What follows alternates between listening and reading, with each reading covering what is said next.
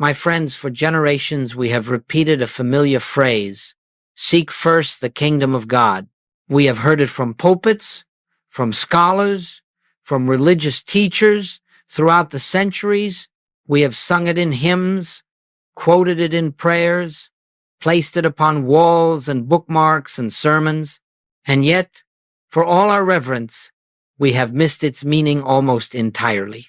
When we look honestly, without defense, without tradition, we discover something striking. Humanity has been seeking this kingdom in every direction except the one Jesus intended. Some have searched for it in the sky, imagining a place prepared somewhere above the clouds.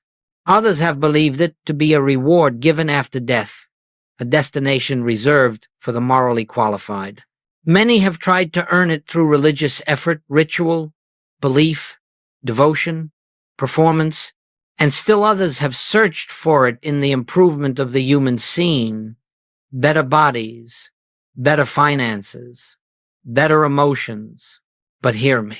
The kingdom of God is not found in the sky. It is not found after death.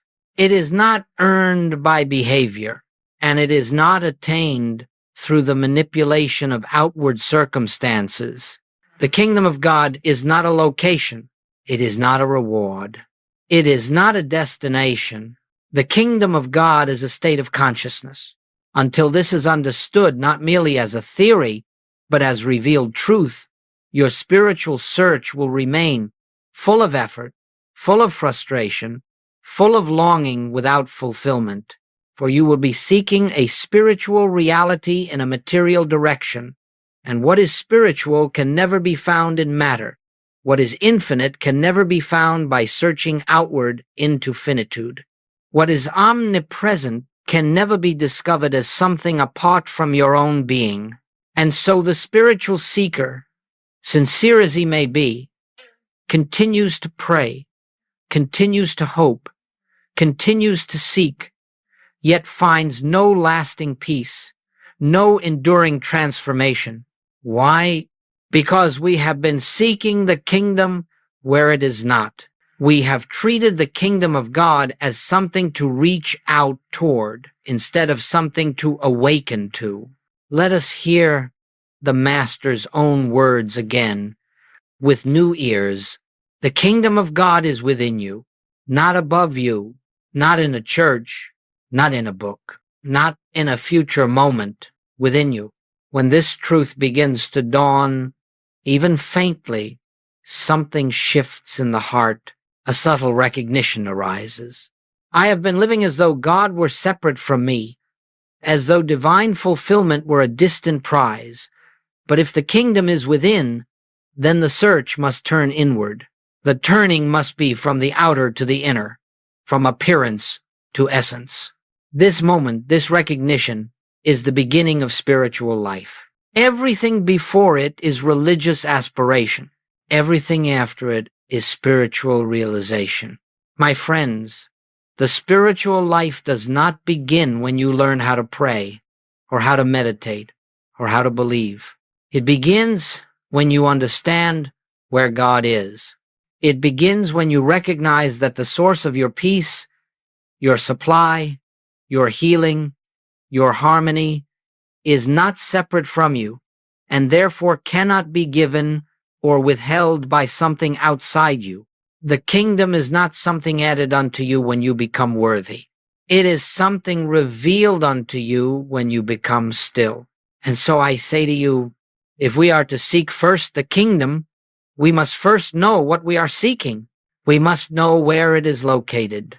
We must understand that this kingdom is the divine awareness already present within your being, waiting only for recognition. You have not been separated from the kingdom. You have been distracted from it. You have been taught to look outward. You have been conditioned to believe that spiritual fulfillment lies in the improvement of the external world. But Jesus did not say, "Seek first the world, and all these things shall be added unto you." He said, "Seek first the kingdom," for he knew that when the inner reality is realized, the outer conditions naturally come into order. This is the message I bring to you now.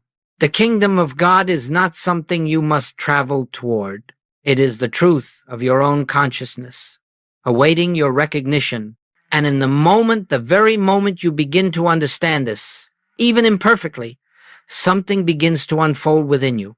A shift, a softening, a quieting, a dawning. For you have stopped searching outward and have begun awakening inward. My friends, this is the misunderstood kingdom. This is the truth religions have repeated but seldom comprehended. This is the revelation the Master offered, that God's presence is not to be attained, but acknowledged, not achieved, but realized, not invited, but recognized. The kingdom of God is a state of consciousness, and when you begin to seek there, you begin a journey unlike anything the world can give. My friends, once we have understood that the kingdom of God is a state of consciousness, not a location, not a destination, there arises the necessity for a profound transition, one that every seeker must eventually make. It is the shift from searching outward to turning inward, from looking for God in the world to recognizing God within your own being, from chasing divine favor to awakening to divine presence. This is not a small shift. It is not a subtle adjustment of belief. It is the great turning, the reversal of the entire human approach to God.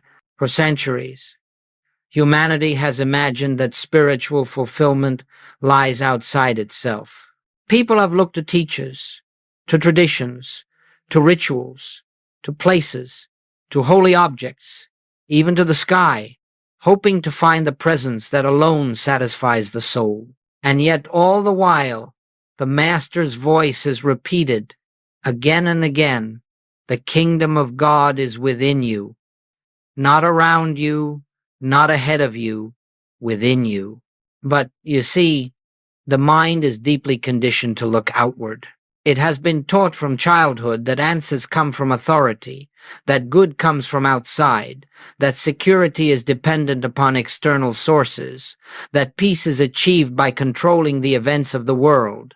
And so, even the spiritual seeker begins his path by trying to gather spiritual truth in the same way he gathers material possessions, by reaching outward. But hear this truth: nothing of spirit can ever be found by searching outward, for spirit is not in the realm of outer appearance. Spirit reveals itself only within the silence, the stillness, the awareness of one's own consciousness. No person, no book, no ritual, no place can give you the kingdom, because the kingdom is not given, it is recognized. Your task is not to acquire God. Your task is to awaken to the God who has been the life of your being since before the foundation of the world. When this realization even begins to arise in consciousness, the entire spiritual path changes. You stop measuring your progress by the improvement of outer circumstances. You stop believing that the presence of God can be proven by better finances, improved health, or more harmonious relationships. You stop thinking of God as a power to be used and begin to understand God as the very life that is living you. And so the search turns inward, not with strain, not with intensity, but with a gentle recognition. If the kingdom is within me, then I must learn to be still enough to feel it. If God is the substance of my being, then I must stop looking for God as something separate. If truth is within, then truth will reveal itself when I cease projecting it outward. This is the moment when spiritual life begins to blossom. The seeker no longer runs from teaching to teaching, hoping that another idea will bring peace. He no longer prays to a distant God, hoping that some heavenly force will intervene. He no longer begs for answers from the world, for he has discovered that the world can give nothing of lasting value. The world can offer only temporary forms, and forms change. But consciousness, your awareness of God, this is eternal. This is unchanging. This is the real. When the seeker finally makes this shift, something remarkable happens. The noise of human seeking begins to quiet. The inner turmoil of searching for answers fades, and a subtle presence, gentle, soft, unmistakable, begins to reveal itself, not as an emotion, not as a sensation, but as a deep knowing, as though something within you whispers, "I am here. I have always been here." This is the beginning of true spiritual perception. This is the moment when the soul recognizes its source. And from this moment on, life no longer feels like a search for God. It feels like a relationship with God. The great shift is not about learning new ideas. It is about laying down the ancient habit of looking outward and turning with reverent stillness toward the inner kingdom. And the moment you do, you discover that the presence you sought has been closer than your own breath, closer than your thoughts, closer than your heartbeat, closer than your identity. For God is not found by reaching outward. God is found by sinking inward into the quiet depth of your own being. This is the beginning of all spiritual unfoldment. The willingness to stop seeking God in the world and begin recognizing God in consciousness. My friends, this shift, this turning, is the moment you begin to walk the path Jesus walked and taught. It is the gateway through which all spiritual understanding flows. And once this realization is made, even faintly, your life can never again be lived as it was before. For you have discovered the direction in which truth reveals itself. Not outward, but inward. Not through seeking, but through recognition. Not through striving, but through awareness. This is the great shift. This is the path to the kingdom, and this is where the journey truly begins. My friends, when a person begins to turn inward, when the search for God shifts from the outer world to the inner kingdom, there is an unmistakable consequence. It is the first and perhaps most blessed sign that the truth is dawning in consciousness. Fear begins to lose its voice. Not always suddenly, not always completely, but undeniably. Let us understand why. Fear exists only in the belief of separation. Fear is born the moment we imagine a life apart from God.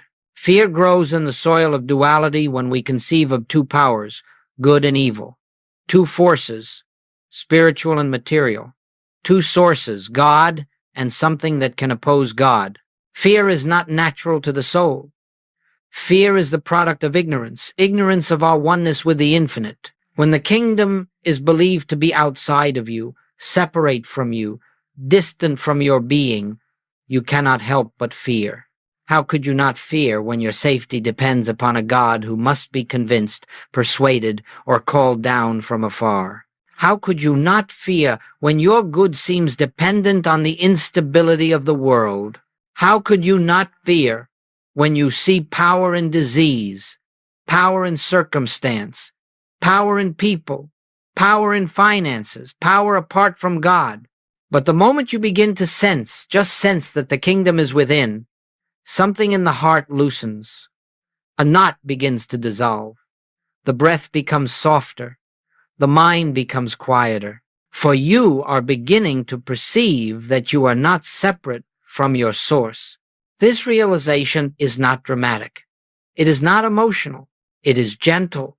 It is soft. It rises like dawn light, not like a thunderstorm. But it changes everything. You may discover one morning that a familiar anxiety simply did not appear. You may notice that a situation which once terrified you now passes through your mind without gripping you. You may find that you do not respond to threats, real or imagined, with the same intensity. Why? Because something within has whispered, there is no power apart from God. This is the first fruit of recognition. Not yet full illumination, not yet the complete disappearance of fear, but the beginning of a great quieting. Fear begins to subside because you are no longer living as a creature dependent on external forces. You are beginning to behold yourself as an expression of the one life, the one presence, the one consciousness that governs the universe, and with this recognition, spiritual struggle begins to dissolve. Struggle is the attempt to unite yourself with what is already one with you. Struggle is the attempt to attract what is already present.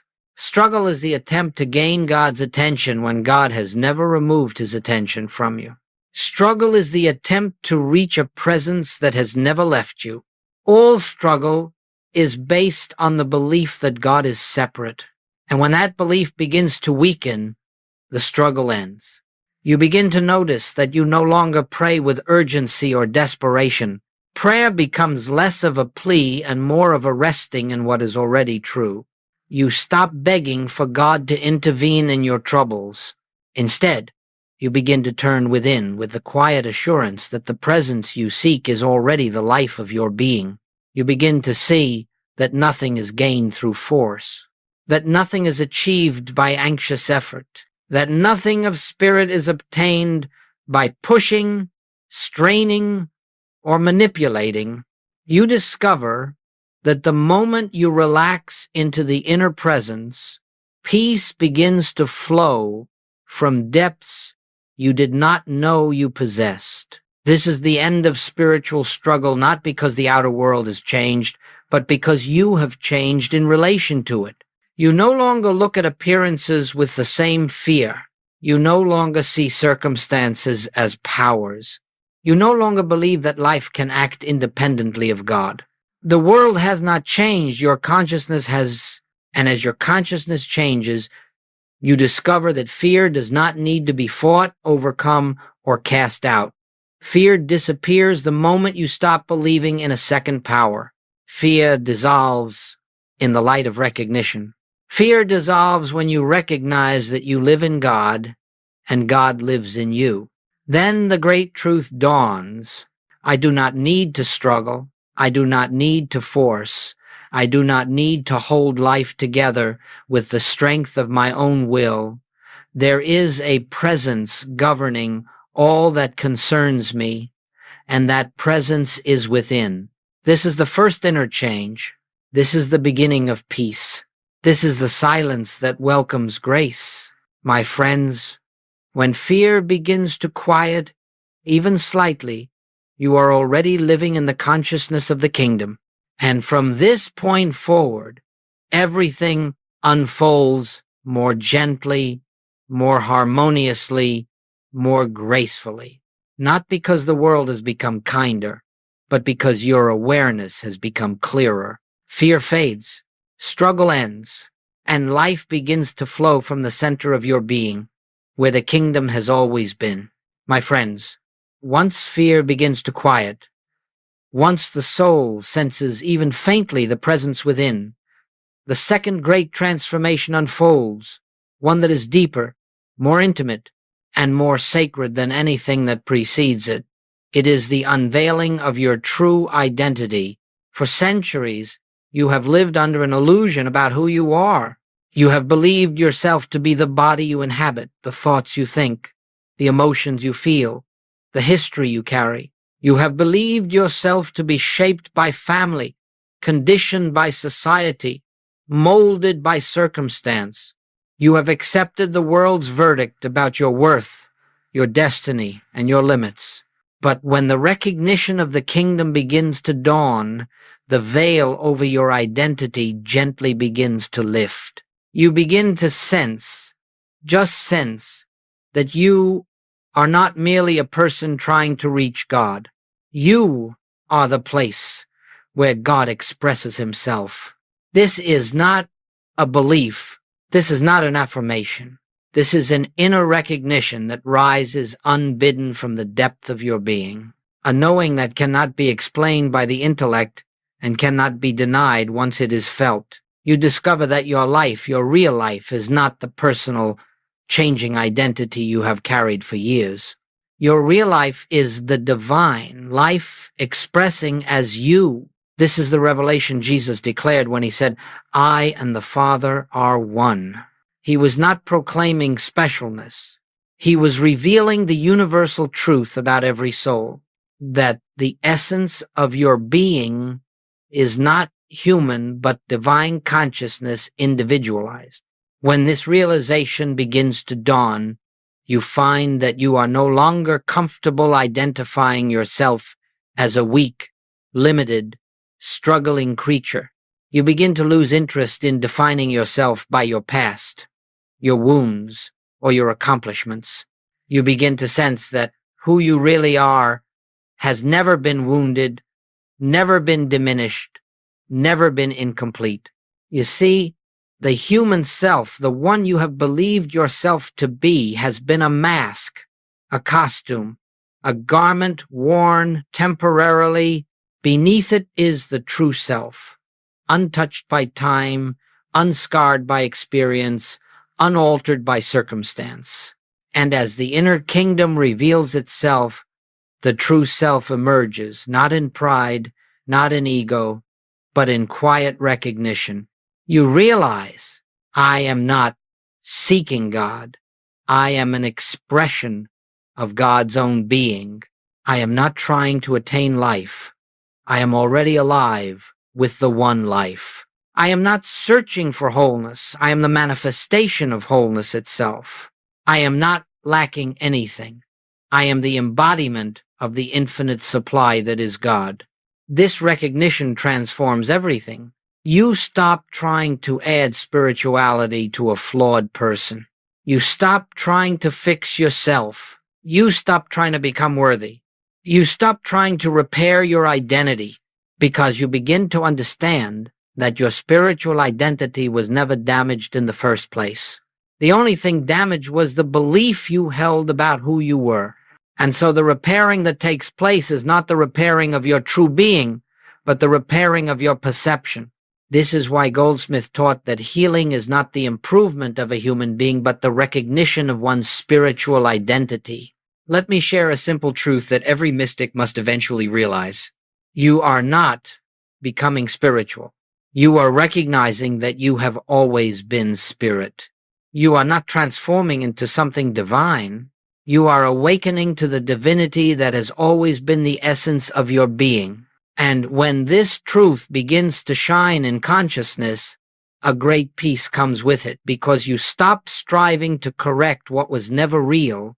You stop trying to perfect the human mind, which was never your true identity.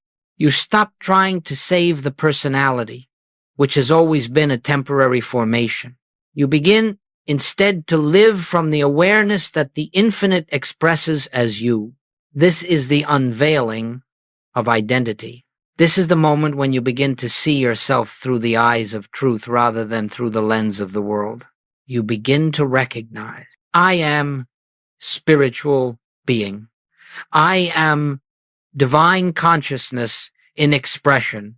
I am the life of God, appearing as an individual identity, without separation, without division, and something extraordinary follows. The moment you recognize your true identity, you begin to see the same identity in others, not their personalities, not their behavior, not their bodies, but the same divine presence shining behind their eyes. You begin to meet the Christ everywhere because you have met him within yourself. My friends, this unveiling of identity is not the end of the spiritual path, but it is the foundation upon which everything else rests. Once you know who you are, you can no longer be held by fear, controlled by circumstances, or deceived by appearances. You walk the world differently, quietly, humbly, lovingly, but with the assurance that your life is the life of God. And from that moment onward, you live not as a seeker of truth, but as an expression of truth. This is the second great change. This is the awakening of identity. This is the realization that I live Yet not I, but the Christ liveth in me. My friends, when the truth of your identity begins to dawn, when you recognize that your life is the life of God, expressing as you, another profound change takes place. This transformation marks the beginning of a new mode of living, a new way of being, a new relationship with life itself. It is the shift from human effort to divine grace. This change is not something you accomplish. It is not something you practice into existence. It is something that happens the moment you stop believing that your life depends upon your personal will. Human effort is the belief that you, as a separate self, must struggle, push, manipulate, and control in order to create harmony. Human effort says, if I do not hold my life together, it will fall apart. Human effort believes that outcomes depend upon one's ability to force them into alignment. But my friends, all human striving rests upon a single illusion, the illusion that you are the source of your own life. When identity shifts, when you sense that your being is rooted in the infinite, you begin to realize that the life you thought you were controlling was never yours to control. It was the divine life unfolding through you. This realization dissolves the compulsion to manage, to strain, to push, to direct. You begin to relax, not because the world has changed, but because the burden of carrying the world has lifted from your shoulders. You begin to feel the presence of an invisible intelligence, not separate from you, but expressing itself as you. And slowly, quietly, life begins to flow with a new rhythm. Actions arise without strain. Decisions arise without anxiety. Solutions arise without force. And events arrange themselves with an ease that cannot be explained through human logic. This is divine grace. Grace is not something God bestows upon the worthy. Grace is the natural activity of the infinite when the personal sense of self steps aside. As Goldsmith taught again and again, divine activity replaces human effort. Let us understand this deeply. When you believe yourself to be a separate self, you must rely upon the limited resources of the separate self. Your intelligence is limited, your strength is limited, your creativity is limited, your capacity is limited. But when you recognize the kingdom within, you draw upon an infinite source.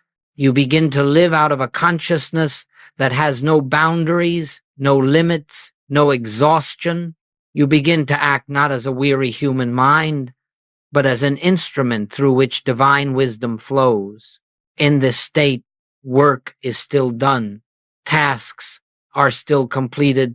Responsibilities are still honored, but they are done with ease, with clarity, with fluidity, not because you have become more efficient, but because you have ceased fighting against the natural flow of divine intelligence.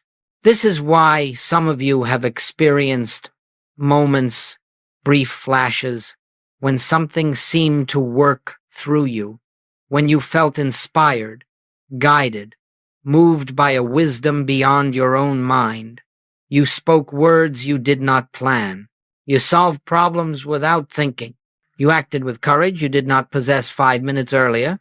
Those moments were not accidents. They were glimpses of what it means to live by grace. The shift from effort to grace does not mean you become passive. It does not mean you withdraw from life. It does not mean you sit in meditation waiting for the world to take care of itself. No, it means you act from the center of peace rather than from the edges of fear. It means you act from the sufficiency of God rather than from the insufficiency of ego. It means you trust the inner impulse rather than the anxious mind. Human effort strains. Grace unfolds. Human effort worries. Grace knows. Human effort plans frantically. Grace responds wisely. Human effort seeks outcome. Grace expresses truth. When this shift takes place, you discover that your life begins to have a certain rhythm, a certain order, a certain flow, not because you have mastered a technique, but because you have surrendered the false belief that you are the one who must direct the universe. Now hear this truth. Grace is not something added to your life. Grace is the principle governing your life when the sense of separation dissolves. When I cease resisting, God acts. When I cease striving, God expresses. When I cease controlling, God reveals. When I cease worrying, God provides. This is not poetry. This is spiritual law. And so, the third great change that arises when the kingdom becomes conscious is this. You stop trying to live your life, and you begin allowing life to live you. This is the freedom the mystics discovered. This is the ease the scriptures describe. This is the peace Jesus spoke of when he said, "My yoke is easy and my burden is light." Because the life lived by grace carries no burden. The burden was the belief in separation. Once that belief fades, grace becomes the natural movement of your being. And from that moment on, your life unfolds with a harmony you could never have engineered by effort alone. My friends, when consciousness shifts, when you recognize the kingdom within, when fear begins to quiet, when identity becomes clear, when grace replaces effort, another profound change reveals itself. It is not something you do. It is not something you make happen. It is something that occurs as naturally as dawn follows night. Your outer world begins to rearrange itself without force. Human beings have always believed that the way to improve life is to work on conditions, to fix them, to adjust them, to push them, to manipulate them, to control them. And because of this belief, the world has become exhausted. Individuals are exhausted. Nations are exhausted. Everyone is trying to shift external circumstances in the hope that harmony will emerge. But my friends, you cannot change the picture on the screen by painting over the screen. You must change the film. And the film is consciousness. The outer world, the realm of conditions, circumstances, events, is nothing more than an image formed by the inner state. This is the spiritual principle Jesus attempted to teach again and again. As within, so without. According to your consciousness, be it unto you. But humanity has insisted on doing the opposite. Changing the outer in the belief it will alter the inner. Improving the world in the belief it will heal the soul. Adjusting circumstances in the belief it will create peace. Yet no one has ever found lasting harmony that way. You cannot force the external into order when the internal remains in conflict.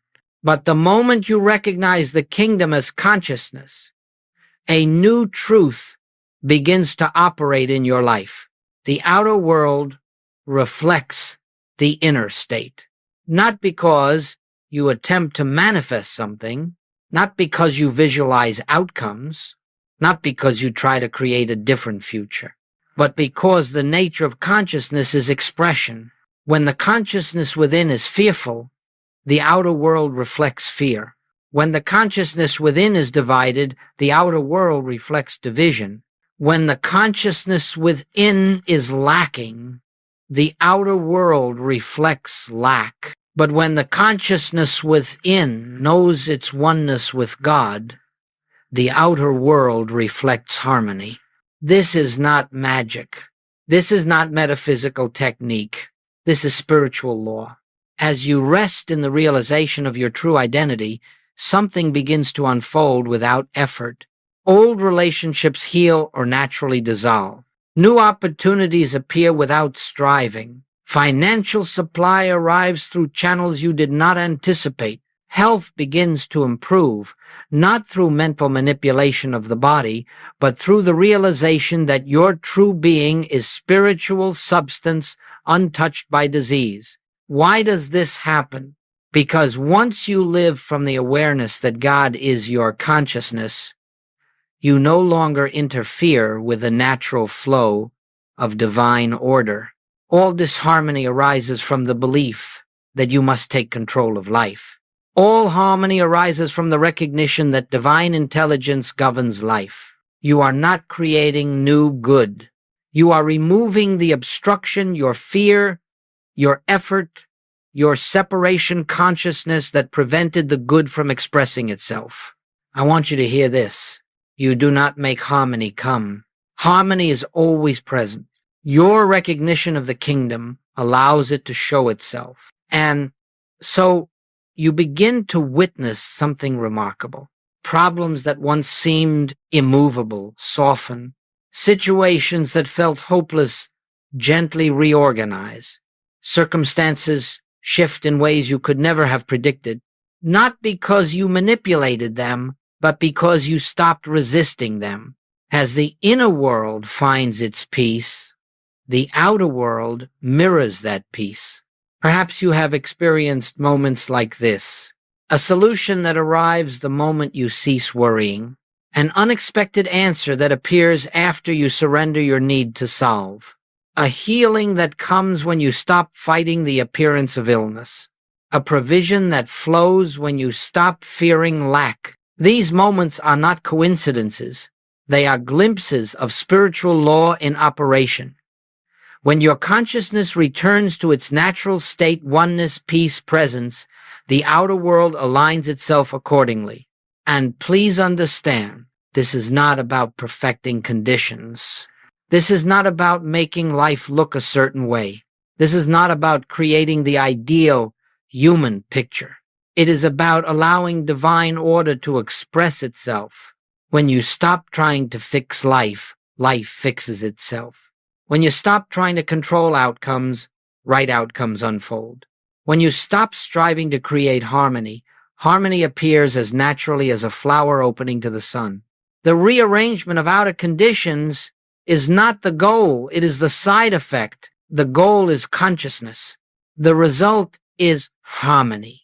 Many students come to me asking, how do I change my life? And I tell them, stop trying to change your life. Change your consciousness.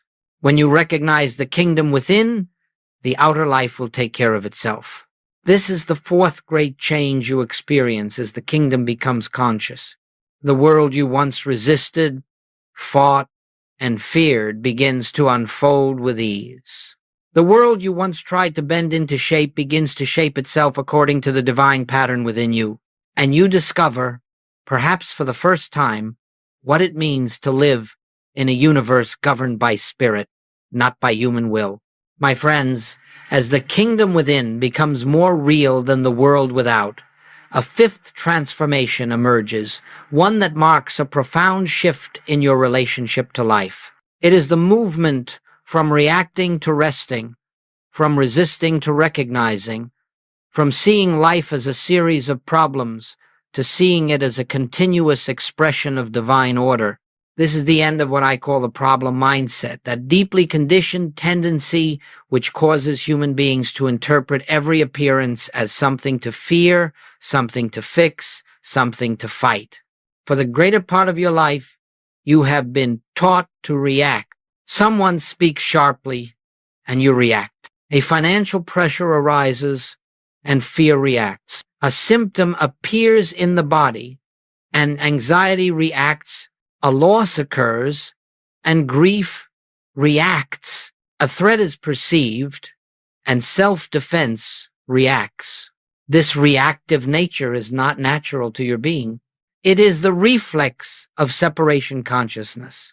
It is the reflex of the belief in two powers, one good, one evil, one God, one problem. It is the reflex of the assumption that appearances possess power over you. But, hear me, nothing in the external world has power until your consciousness grants it power. A problem can only exist in the mind that names it problem. The moment you behold any appearance without fear, without resistance, without judgment, it loses its ability to disturb you. And when it loses its ability to disturb your consciousness, it loses its ability to persist. Non-reaction is not apathy. Non-reaction is spiritual mastery. It means that you no longer accept the first impulse of the human mind as truth. You no longer jump to conclusions based on the senses. You no longer trust appearances more than the presence. You pause, you turn within, you acknowledge there is no power apart from God. This appearance has no authority over the infinite.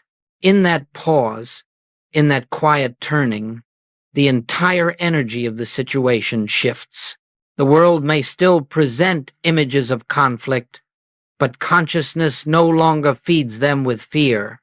The world may still present symptoms, but consciousness no longer identifies with them as self. The world may still present financial pressures, but consciousness no longer assumes that supply comes from outside. This is non-reaction. This is non-resistance. This is the end of the problem mindset. When you stop resisting life, life stops resisting you. Resistance is the belief that something out there can threaten what is in here. But when you know that God is the center of your being, and that nothing can enter consciousness uninvited, resistance becomes unnecessary. Jesus taught this principle in the simplest words: resist not evil. He was not asking you to tolerate injustice or ignore harmful behavior. He was revealing a spiritual truth. Evil has no power unless you grant it power by opposing it as something real. Non-resistance is not weakness. It is the recognition of spiritual reality. When the mind no longer reacts, something extraordinary happens. It begins to see through appearances. You no longer see sickness, you see the spiritual wholeness behind the appearance of sickness.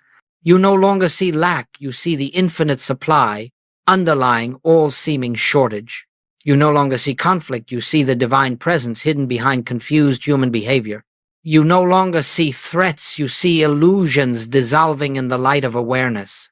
And the very moment consciousness stops naming something a problem, it begins dissolving. You see, the problem mindset is not the presence of difficulty, it is the belief that difficulty is separate from God. And once that belief collapses, the difficulty cannot remain. This is why so many students suddenly find that things they once struggled with no longer trouble them, not because the outer world changed first, but because the inner habit of reacting to life weakened, and now you begin to live differently. Life may present situations, but you no longer see crises. Life may bring challenges, but you no longer interpret them as danger. Life may show you appearances, but you no longer mistake them for reality. You discover an inner stillness that has nothing to do with circumstances. You discover a quiet watching that allows life to unfold without fear. You discover the capacity to remain centered in the midst of noise, anchored in the midst of change, free in the midst of appearances. This is the fifth great change. The ending of reaction, the ending of resistance, the ending of the problem mindset. You no longer live as a creature swept by the storms of the world. You live as consciousness beholding the passing shadows, knowing the sun behind them cannot be touched. And from this inner stability, a new life begins to emerge. My friends, once you have passed through these inner transformations, once fear softens, identity awakens, grace flows, and non-reaction becomes possible, you find yourself standing in a new relationship to life. It is a relationship the mystics have known for centuries. It is a condition Jesus described when he said, "I am in this world, but not of it." You discover that you now live in two worlds simultaneously. You walk in the visible world, fulfilling duties, tending relationships, handling responsibilities, yet you are rooted in an invisible kingdom, a silent presence, a deeper reality that cannot be seen with the eyes or grasped with the mind. You live in the world of time, but you are anchored in the timeless. You live in the world of form, but you rest in the formless. You live in the world of appearances, but you belong to the world of spirit. And the mark of a spiritual life is not withdrawal from the world, it is awareness of the world within the world. This inner awareness becomes the foundation of all action, the background of all experience, the quiet center from which you live. It is not constant thinking.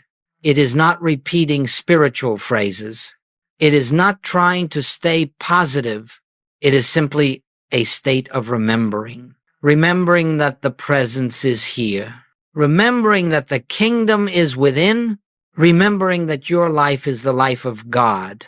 Remembering that nothing external can add to or take from your completeness. Remembering that appearances are not power. Remembering that all good flows from the invisible into the visible. This remembering is not effort. It is not strain. It is not discipline in the human sense. It is simply a gentle turning of the heart toward its source. Just as you do not force your lungs to breathe, nor your heart to beat, nor your eyes to see, so too the awareness of the kingdom becomes a natural rhythm of being. You begin to carry the presence with you, not as a thought, but as an atmosphere. Where you walk, peace walks. Where you speak, clarity speaks. Where you listen, compassion listens. Where you rest, grace rests. This is the meaning of practicing the presence, not a practice of doing, but a practice of being. A practice of remembering who you are and where you dwell. Let me tell you, you do not withdraw from the world. You no longer need to. The world loses its power to disturb you. You can walk through conflict without absorbing conflict. You can walk through noise without losing inner silence. You can walk through change without losing your foundation. You now move through life as a witness rather than a reactor, as a beholder rather than a victim, as consciousness rather than personality. This is what it means to live in two worlds. You perform your outer tasks faithfully, working, loving, serving, but your sense of life no longer comes from the outer. Your sense of safety no longer comes from circumstance. Your sense of abundance no longer comes from money. Your sense of identity no longer comes from achievement. Your sense of peace no longer comes from the absence of conflict. All of this now arises from the inner world. And here is the great paradox. Because you no longer depend on the outer becomes harmonized. Because you no longer seek your good from the world begins to reflect the good already established within. Because you no longer fear losing anything, you begin to experience security. Because you no longer cling to relationships, your relationships flourish. Because you no longer fear lack, supply flows naturally. Because you no longer deny appearances lose their power. You have become like a tree rooted in the invisible soil of spirit, unmoved by the winds of circumstance.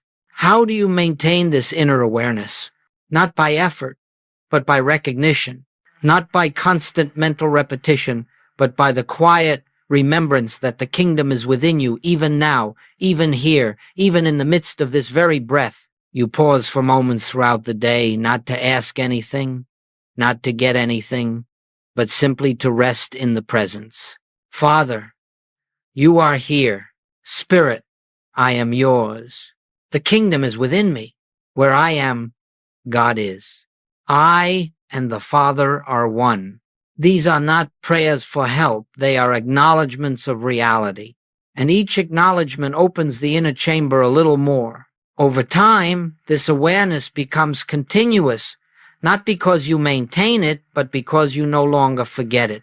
This is the moment you realize you have crossed a threshold. You live in the visible world, but you no longer belong to it. You belong to the kingdom. You belong to the presence.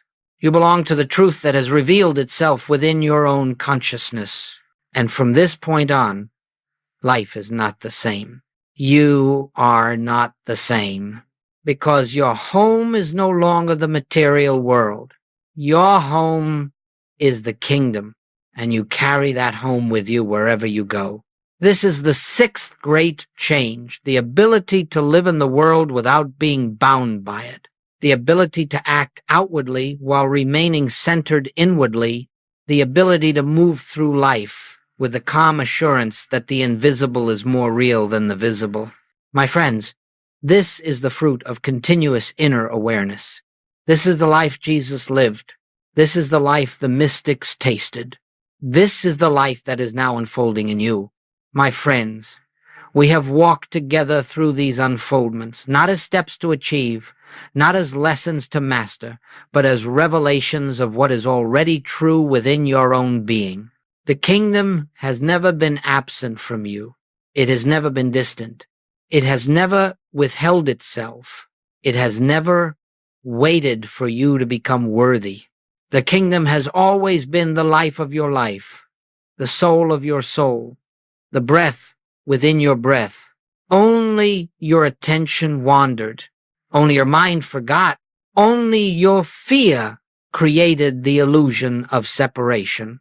And now, through these inner changes, the truth begins to shine through once again. You are no longer seeking an outer God. You are no longer pleading with a distant power. You are no longer striving to make life obey the will of your human effort.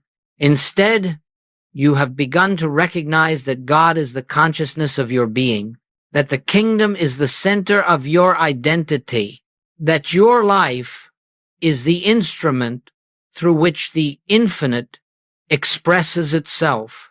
And so now, at the close of this journey, I invite you to take the final step, not outwardly, but inwardly.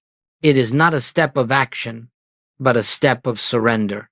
Not surrender to fate, nor surrender to external conditions, but surrender to the presence that has always lived at the heart of your being. This is the invitation. Father, live thy life through me, not as an act of piety, not as a religious formula, but as a recognition of the spiritual truth of your existence. You are not here to bend the world to your will. You are here to allow the will of the divine to express through you. You are not here to force outcomes. You are here to bear witness to the natural unfolding of grace. You are not here to make life conform to your desires. You are here to let consciousness reveal its own perfect harmony through you. You see, the kingdom does not come because you work for it. The kingdom reveals itself when you cease interfering with it. Every moment you pause, every time you turn within, every breath in which you acknowledge the presence, every instant when you choose recognition over reaction, every day you rest in the truth of your identity. You are allowing the kingdom to live through you. This is the essence of the mystical path. Not to live your life, but to live the divine life unfolding in you. Not to seek your own good, but to reveal the good that has always been present. Not to become spiritual, but to express the spirit that is already your nature. My friends, the kingdom is not something you enter. It is something that awakens within you as you become still enough, receptive enough, surrendered enough to let it shine. So as we close, I leave you not with instructions, but with an inner knowing. The kingdom is within you.